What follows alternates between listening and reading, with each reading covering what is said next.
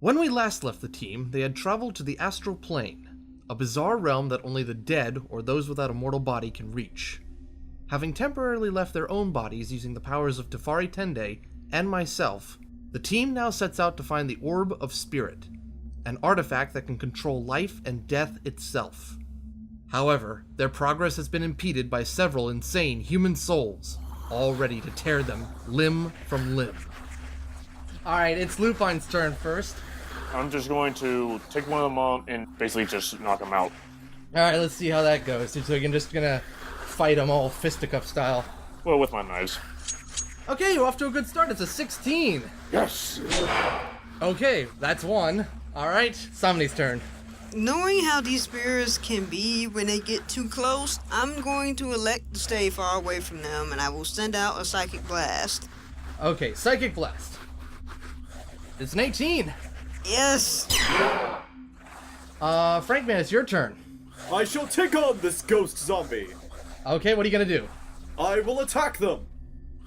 How? Oh, I'm sorry. You wish to me elaborate on this such attack? Then allow me. I will take my cape. I will wad it to a giant ball and then unravel that said ball, revealing a cannonball, and then throw the cannonball at the ghost zombie. Okay, we're gonna roll for that.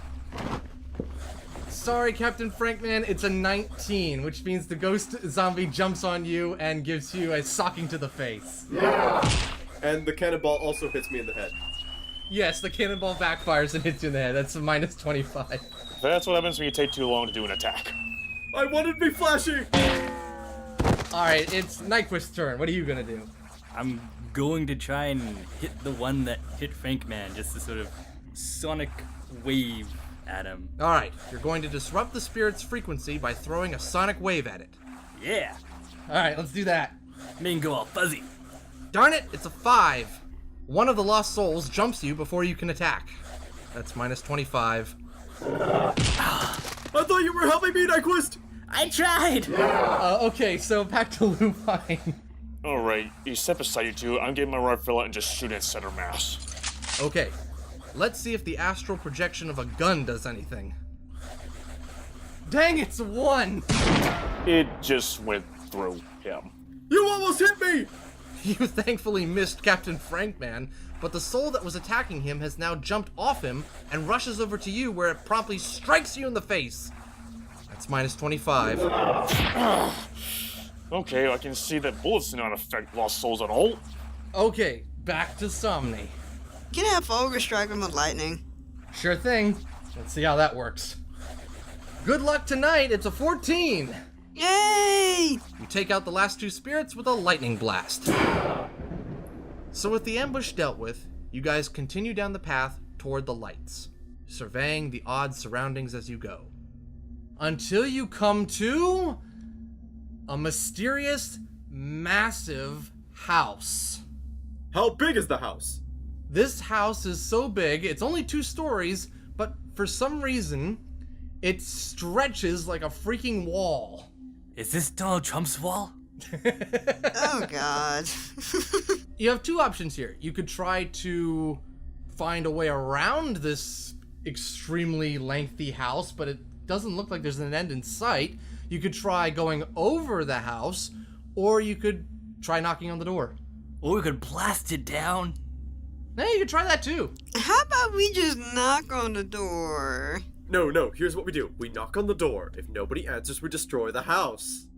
You want to try that? Is everybody in agreement? No! We will knock the door very politely. If no one answers, then we destroy the place. I agree. You guys have not seen the wrath of an angry spirit. Trust me, you don't want to see it. We saw the angry wrath of a spirit. It made me drop a cannonball on my head. I say we knock on the door, but at least be cautious, because we don't know what's in there, and either way, it could be ending badly for us. Who would like to do the knocking? I nominate Somni, because I feel like... She is familiar with the spirit world. She's familiar with the spirit world, and I'm afraid that if Frankman may hit a bit too hard, I don't think I could, I'm not the best knocker. I'm usually better at knocking things down. I don't know my own strength sometimes. You were a diplomat, weren't you? I was, but You did not do your job right. I saved us from having aliens invade our planet. Then I suggest you be the voice of reason when somebody knocks. All right, fair enough. Okay. Somni goes up to the front door, and she knocks 3 times, and the door opens, and standing there in the front door is a butler. Hello, kind sir. The butler looks at you for a second and then says that we've been expecting you, and that the food is all prepared and dinner is served. What? I enter in with gracious hospitality.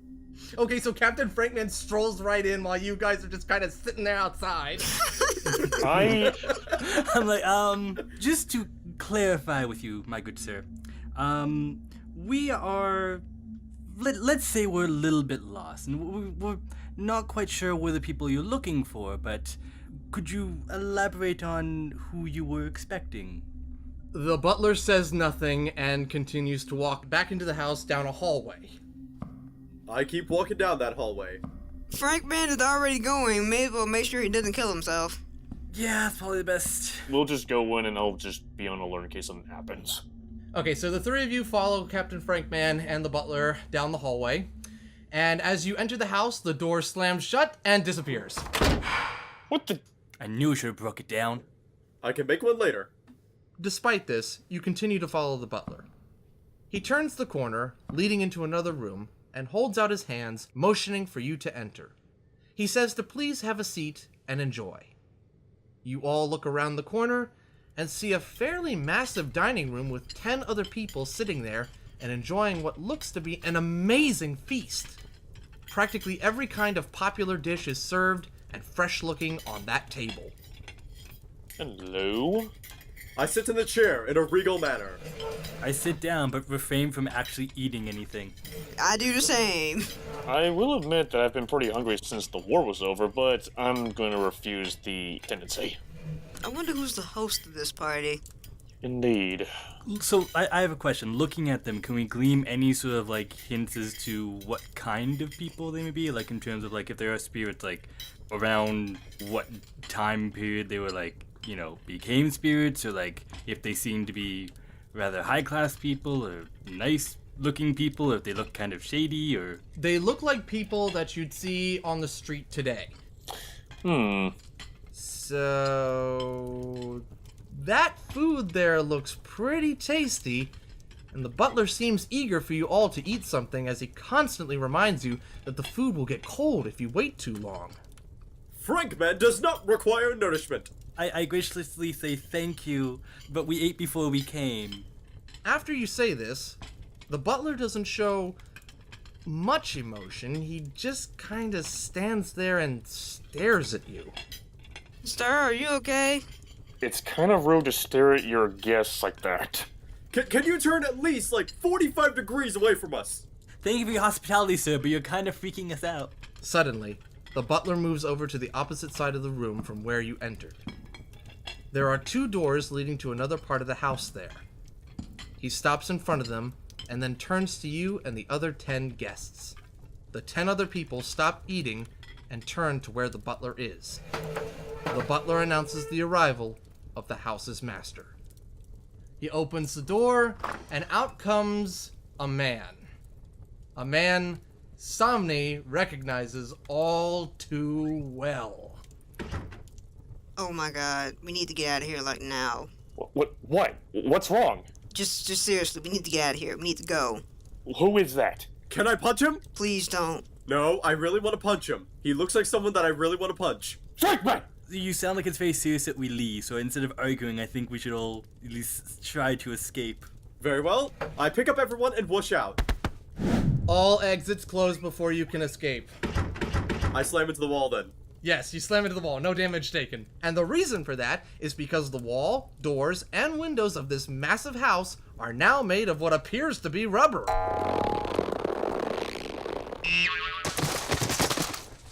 A rubber house. The man sits down at the head of the table, sheer malice in his eyes as he speaks. Leaving so soon? Please, don't be rude. Especially you, Somni. You owe me that much, at least. Who the flip are you? Let's just go. Let's go. I start punching the wall furiously. It does not break. I keep punching the wall furiously. That's not doing anything. I'm gonna keep punching the wall furiously until something else comes up. Okay, you do that. In the meantime, the man begins taking a sip from his cup nearby, and it's filled with wine, and then looks back over at Somni and all of you. What? You didn't tell them. Oh, Somni, you know it's bad to keep secrets like that locked away from people who are supposed to trust you. I turn and look at Somni and say, what the hell have you been hiding from us? Can we talk about this later? No, we are trapped in here with no way out. What happened? Let's just try and find a way out. Stupid girl, you should know by now that there's no way out. You shut up. Whatever you're doing to my soulmate, stop it! It's not what I'm doing or have done. It's what she did to me. Somni, what happened? Look. A long time ago, there was a fire, and I didn't do anything, and bad stuff happened, and I just can't do. I can't say it. My name is Hudson. Axel Hudson. And your soulmate murdered me! Is that you just trying to blame her? Or is this true? Ask her. Get her to tell you everything. Somni, is this man telling the truth? Or is he trying to make you look bad? Kind of. Look, I didn't kill you, okay? I didn't. Tell that to my children. I didn't kill them either. Enough of your lies. You were a member of that street gang years ago. That day, you and your gang set my home on fire. I don't care which of you lit the match. You were there. You took the last things I had left in life, and in return, trapped me in this purgatory. I couldn't enter the great light, no matter how hard I tried. So I figured that the reason was because you and your fellow murderer still lived. I eventually found ways back to the living world, and I hunted down all of them until it was just you left. And now, after years of losing to you, the one called Shadow Destroyer has given me the means to finally get justice! You're in league with Shadow Destroyer as well? Axel ignores that question and gets up from his seat. Welcome to my nightmare house. This place is a construct based on my children's nightmares. It has now been brought to life by Shadow Destroyer's magic, and my hatred for you, Somni, and there's no leaving it. None of you are leaving it. And with that, the 10 party guests get up from their seats in unison and split into 10 more party guests each before rushing at you. Now, there's enough Frank Man for everyone.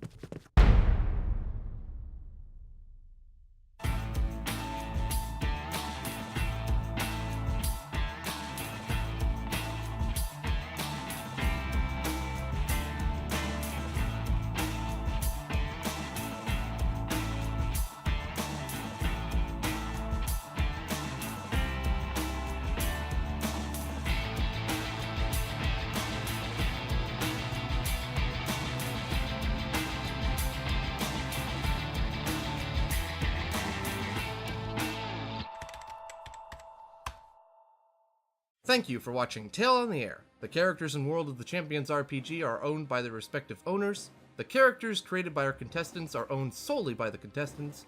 The Fox and the Fedora, Tale on the Air, Director Fox, and all characters connected with that character are all owned by Sean Basinger and Z Media Productions.